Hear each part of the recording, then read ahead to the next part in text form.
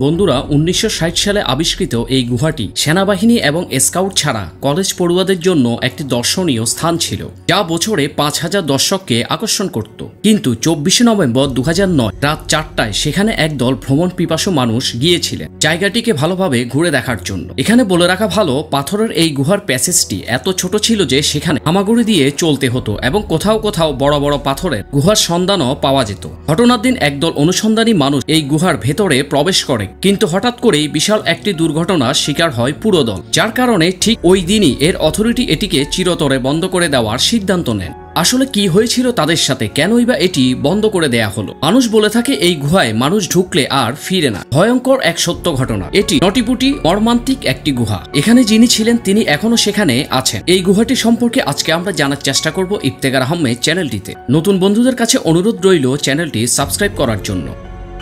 ঘটনাটি শুরু হয় ২৪শে নভেম্বর ২০০৯। জন এবং জোস নামক দুই ভাই, যারা ছোটবেলা থেকে বিভিন্ন গুহা আবিষ্কার করতে পছন্দ করত, তাই তারা এই নটিপটি গুহাটিকে আবিষ্কার করার সিদ্ধান্ত নেন। তারা যখন সেখানে পৌঁছান তখন রাত ৪টা বাজে। তবে তাদের সাথে শুধু তারা দুজন ছিল না, আরো ৯ জন বন্ধু ছিল, যারা তাদের সাথে যোগ দিয়েছিল এই গুহাটি আবিষ্কার করার জন্য। তবে এই গুহাতে প্রবেশের রাস্তা অনুযায়ী তাদের দলটি অনেক বড় ছিল।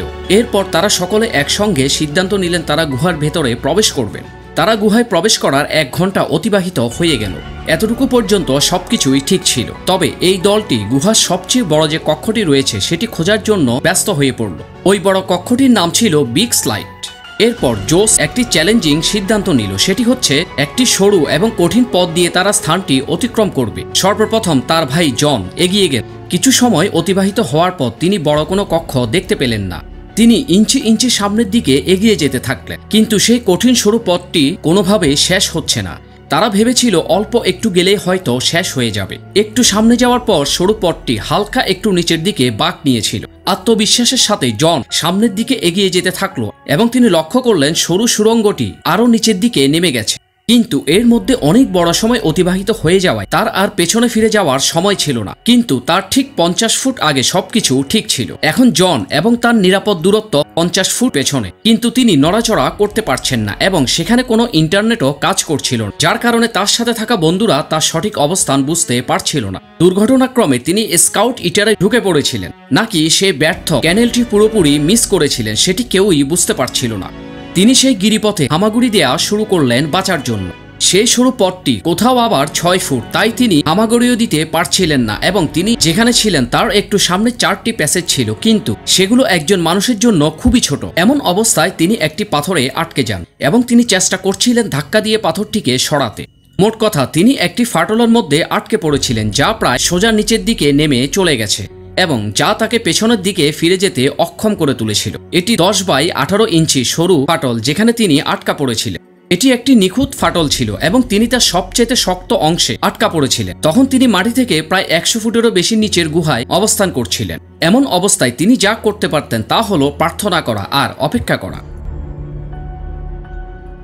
এখন আসি তার ভাই জোশ, যিনি তাকে অনুসরণ করেছিলেন। তিনি প্রথম জনকে খুঁজে পেয়েছিলেন, তারপর তার ভাইকে কতটা কষ্ট করতে হয়েছিল তা নিয়ে তিনিও চিন্তিত হয়ে পড়েছিলেন। জোশ তাকে টেনে বের করার আপ্রাণ চেষ্টা করছিলেন, কিন্তু সামান্য ইঞ্চি তিনি দাঁড়াতে পারছিলেন এবং জোশের হাত থেকে সে আবার ছিটকে সামনে গিয়ে নিচে পড়ে যায়। কিন্তু মাধ্যাকর্ষণ শক্তির ফলে তিনি নিচের দিকে পড়ে গেলেন। এমন অবস্থায় তারা দুজনে প্রার্থনা শুরু করে দিলেন এবং জোশ যত দ্রুত সম্ভব সেখান থেকে বেরিয়ে পড়লেন।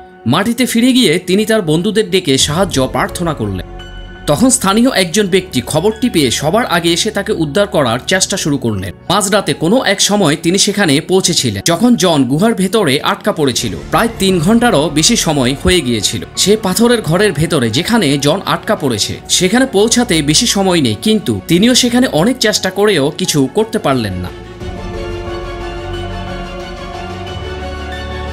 তারপর প্রায় ১০,০০০ জনের উদ্ধারকারী একটি দল সেখানে পৌঁছায়। তারা একটি পরিকল্পনা তৈরি করে এবং তারা সবকিছু নিয়ে আলোচনা করে, এমনকি গুহার দেয়ালে রূপ করা, যতক্ষণ না তারা একটি সফল রেস্কিউ করতে পারছে, যেটি ক্লাইম্বিং গেমের একটি সিরিজের মধ্য দিয়ে এক প্রান্তে জন এবং চারপাশে বাধা থাকে এবং অন্য প্রান্তে উদ্ধারকারী দলটি দিয়ে টানা হয়। এই সময় তারা জনের কাছে যে পাথরের টুকরোতে আটকে ছিল সেটি ছিদ্র করার চেষ্টা করছিলেন, কিন্তু পাথরটি অত্যন্ত কঠিন ছিল এবং কঠিন অবস্থায় যা জনকে আরো কষ্ট দিচ্ছিল। দীর্ঘ 1 ঘন্টা চেষ্টার পর তারা মাত্র কয়েকটি ইঞ্চি শিলা দিয়ে ড্রিল করতে পেরেছিল। এর মধ্যে জনের শরীরের অবস্থা খুবই জটিল হয়ে পড়ছিল এবং তিনি প্রায় উল্টো দিক হয়ে শুয়ে পড়েছিলেন, যেখানে শুধুমাত্র তার পা ছাড়া আর কোনো কিছুই দেখা যাচ্ছিল না। উদ্ধারকারী দল তাকে সেখান থেকে উদ্ধার করতে পারেনি, কারণ তার পা সেখানে আটকে যেত। এরপর সময় কেটে যায়। উদ্ধারকারী দল নিরলসভাবে কাজ করে।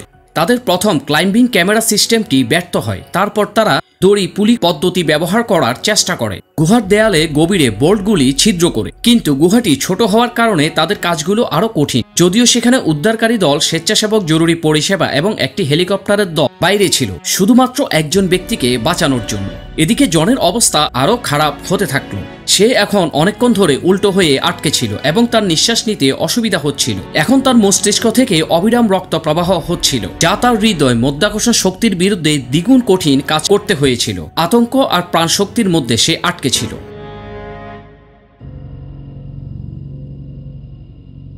এক পর্যায়ে উদ্ধারকারী দল একটি রেডিও নিয়ে আসে এবং তার কাছে নামাতে সেটি সক্ষম হয়, যাতে সে তার স্ত্রী এবং পরিবারের সাথে কথা বলতে পারে এবং একে অন্যকে সান্ত্বনা দেয়। জন এই গর্তে উল্টো হয়ে আটকে পড়েছে। 19 ঘন্টা অতিবাহিত হয়ে গেল।